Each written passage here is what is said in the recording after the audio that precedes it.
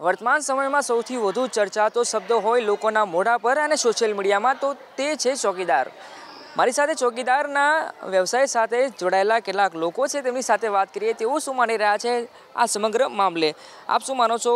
અત્યાર સુધી તો ચોકીદાર લગભગ લોકોના મોઢા પર આ શબ્દ ચર્ચાતો નહીં હોય, પરંતુ હવે અચાનક જ ટ્રેન્ડ કરી રહ્યો છે। શું માનવું છે આપનું? સારું લાગે સાહેબ, અમે છાપે ચડી ગયા છીએ।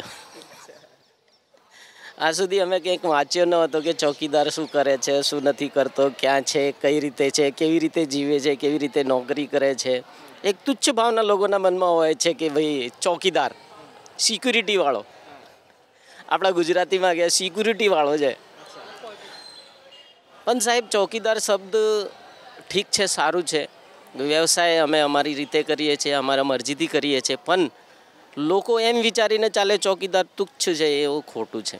અને ચોકીદાર ચોર છે, એના આમ છે તેમ છે, ઘણું બધું વાંચવા મળે છે છાપામાં, આજકાલ રેડિયોમાં, ટીવીમાં, સમાચારોમાં ચર્ચાયેલા છીએ અત્યારે અમે, પણ આ ચર્ચા સારી રીતે થવી જોઈએ।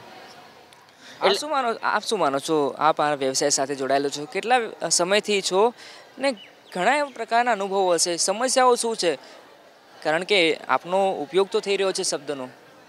હું છેલ્લા 9 વર્ષથી અહીંયા સંસ્થાથી જોડાયેલો। બાકી ચોકીદાર શબ્દને રાજનીતિમાં ના ઘસેટવામાં આવે તો સારું, કેમ કે આમાં અમારા જેવા માણસોની લાગણી બહુ દુભાય આમ। બાકી બીજું આમ સારું કહેવાય, જો એનું રિઝલ્ટ સારું આવે તો આખે દુનિયાભરના જે બધા માણસો જે પણ હોય એ બધા કહેવા માંડે કે અમે પણ ચોકીદાર, અમે અમારા ઘરના ચોકીદાર, સ્કૂલ, સંસ્થા, આન તેન બધી રીતના ચોકીદાર। પણ બાકી જો એનો સારો સદુપયોગ કરવામાં આવે તો બસ કોઈ રાજકીય પક્ષે આપને પૂછ્યું છે ખરું કે?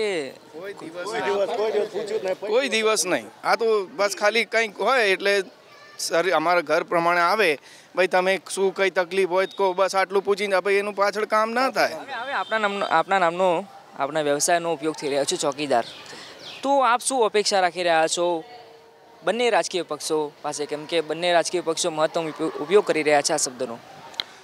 જોઈએ હવે એ લોકો શું કરે છે, સારા રીતે યુઝ કરે તો અમારે ચોકીદારનું માન આમ સન્માન એ થશે, એ લોકો આની ગલત યુઝમાં લેશે તો એમાં કશું મળતું નથી। ક્યાં ગર્વ થતો હશે અને દુઃખની લાગણી પણ હશે? દુઃખની લાગણી છે ને સાહેબ, આજે સિક્યુરિટી કરીએ છીએ અમે તો અમને એવું લાગે છે કે હા ક્યાંક ઊભા છીએ ગેટ ઉપર, કોઈ આવે તો કોઈની તાકાત તો હોય કે આવે અંદર।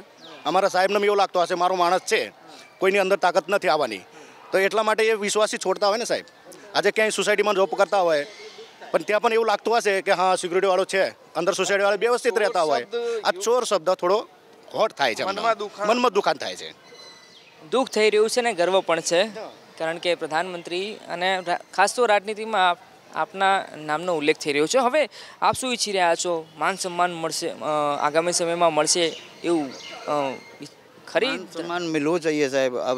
જેવું મિલિટરી હોય, પોલીસ હોય, બધાને માન સન્માન આપે। ચોકીદાર શબ્દનો ગલત ઇસ્તેમાલ કર્યો છે, મતલબ ચોરીનો ઇલ્ઝામ આપ્યો છે। અમે આપણી વફાદારીથી કામ કર્યા છે સંસ્થામાં ઓરમાં, કંઈ બી પૂછા છે कि भाई तुम्हारा शू काम है नहीं है, अपनी ईमानदारी थी काम करा चाहिए और सम्मान हमको मिलना चाहिए।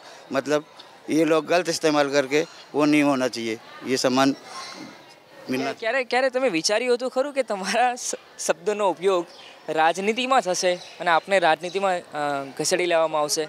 ક્યારે સપનું ક્યારે વિચાર્યું નહીં સર, પર ડાયરેક્ટ આપણે સંવાદ આપવાની જગ્યા ડાયરેક્ટ ચોરનો શબ્દ આવીને બહુ ખોટું સર। બધા પોસ્ટમાં તમે સંવાદ આપો છો તો પર ચોકીદારને એવું, ચોકીદાર પણ માણસ છે સર, એની બી ઇજ્જત હોવી જોઈએ, એ બી આપને રોજીરોટી સમજીને રોજી કરે છે, પર તમે ડાયરેક્ટ ચોર કરીને ઇસ્તેમાલ કરો એવું સરાસરની ખોટું છે સર, આવું ના આવવું જોઈએ।